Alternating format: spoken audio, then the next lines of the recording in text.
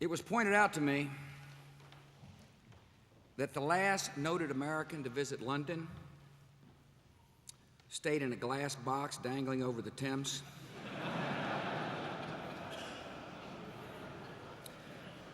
A few might have been happy to provide similar arrangements for me. I thank Her Majesty the Queen for interceding.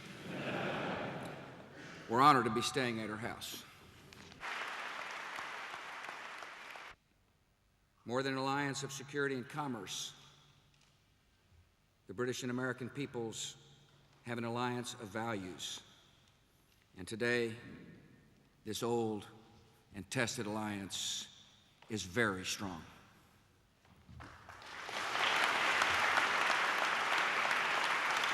On September the 11th, 2001, terrorists left their mark of murder on my country and took the lives of 67 British citizens.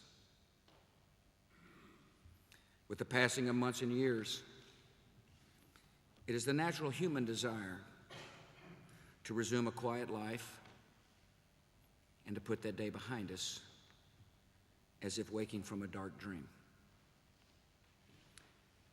The hope that danger has passed is comforting, is understanding, and it is false. The attacks that followed on Bali, Jakarta, Casablanca, Bombay, Mombasa, Najaf, Jerusalem, Riyadh, Baghdad, and Istanbul were not dreams. They're part of a global campaign by terrorist networks to intimidate and demoralize all who oppose them. These terrorists target the innocent, and they kill by the thousands. And they would, if they gain the weapons they seek, kill by the millions and not be finished. The greatest threat of our age is nuclear, chemical, or biological weapons in the hands of terrorists and the dictators who aid them. The evil is in plain sight. The danger only increases with denial. Great responsibilities fall once again to the great democracies. We will face these threats with open eyes, and we will defeat them.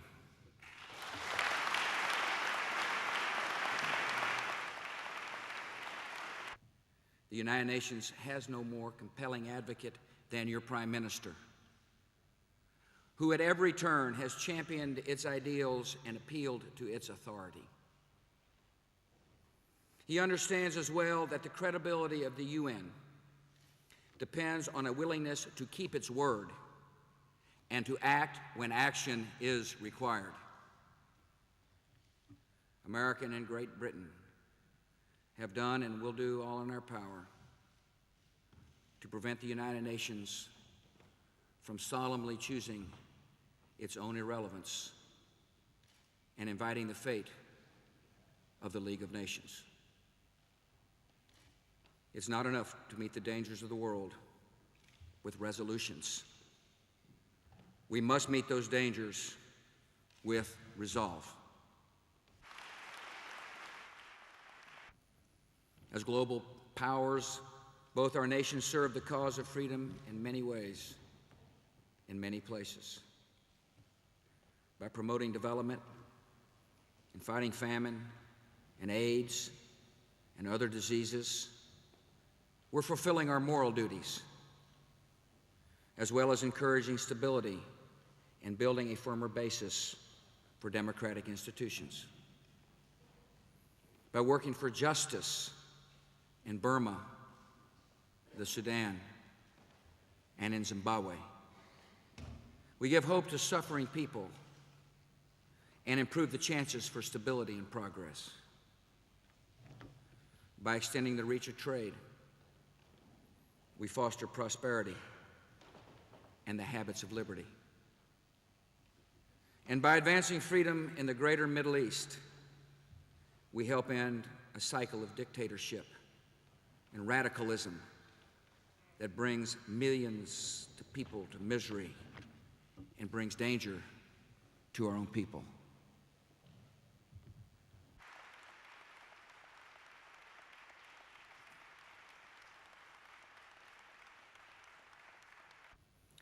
We will expect a higher standard from our friends in the region, and we will meet our responsibilities in Afghanistan and in Iraq by finishing the work of democracy we have begun. There were good faith disagreements in your country and mine over the course and timing of military action in Iraq. Whatever has come before, we now have only two options: to keep our word or to break our word. The failure of democracy in Iraq would throw its people back into misery and turn that country over to terrorists who wish to destroy us. Yet democracy will succeed in Iraq because our will is firm, our word is good, and the Iraqi people will not surrender their freedom.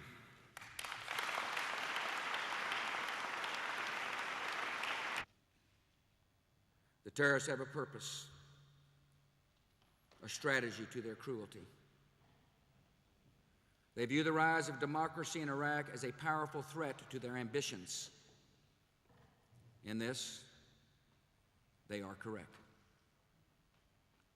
They believe their acts of terror against our coalition, against international aid workers, and against innocent Iraqis will make us recoil and retreat. In this, they are mistaken.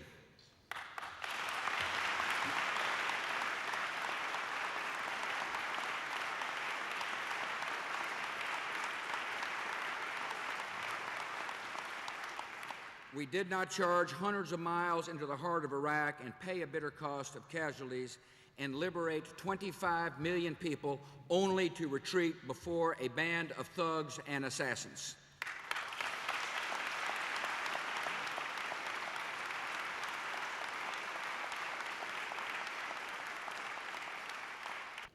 A forward strategy of freedom must also apply to the Arab-Israeli conflict. This is a difficult period in a part of the world that has known many. Yet our commitment remains firm. We seek justice and dignity. We seek a viable, independent state for the Palestinian people who have been betrayed by others for too long.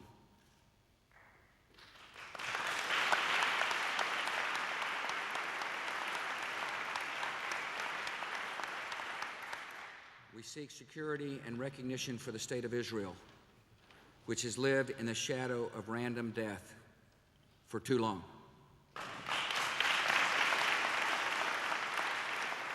America has always found strong partners in London, leaders of good judgment and blunt counsel and backbone when times are tough. And I found all those qualities in your current Prime Minister, who has my respect and my deepest thanks.